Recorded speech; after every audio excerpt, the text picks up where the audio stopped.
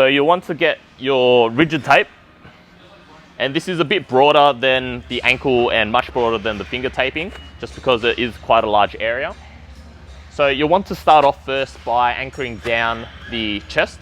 So just place it on the Fix-A-Mole. Put a bit of tension, pull the chest upwards, and get your athlete to retract their shoulder blade just a slight bit. Good, anchor it down.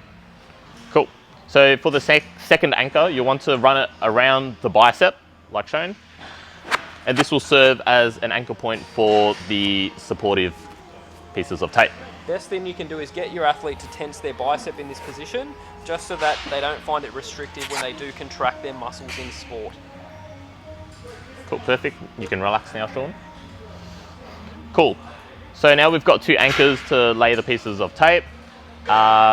First, we'll start off with a bit of an anterior or front-on stability. So this is going to help prevent the shoulder from subluxing forward, and it will also help to support the rotator cuff muscles.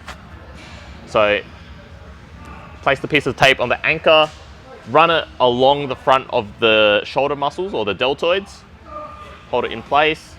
And Sean, can you place your hand on the side of your hip for me there? Perfect.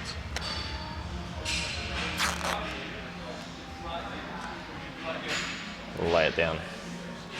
So with these tapings as well, guys, one thing that I tend to find helps is if you're running specific taping for athletes that tend to dislocate, going from the arm into the shoulder actually can create a bit more tension to hold them in place. So right now, Harry's just trying to stop me from coming backwards. You can see that tape tensions as I go back.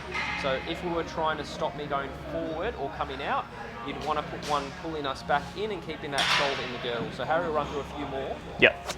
So as Sean said, start from the arm, run the tape upwards, just to try and create a bit of pressure to lock the humeral head into the shoulder joint. Rip it off and anchor it on. As you can see, there's a fair bit of tension now pulling the arm into the shoulder joint. And how does that feel for you, Sean? Good. So if I was an athlete that had a prevalence to dislocate posteriorly, which is rare, these tapes would actually help stabilise that shoulder a little bit further. So Harry will run through one that will stabilise where people tend to dislocate anteriorly. So he's going to run it from the arm back to the shoulder, which will mimic the stability created by some of your rotator cuff muscles. Yep, so to do so, start with the tape around the front to the side part of the bicep. Hold it in place.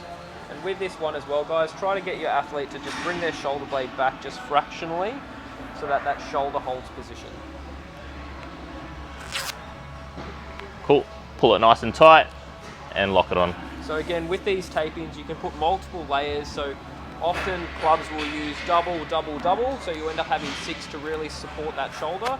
And then you'd anchor it off. So we're just doing one for the purposes of today, and now Harry will show the final anchor. Yeah.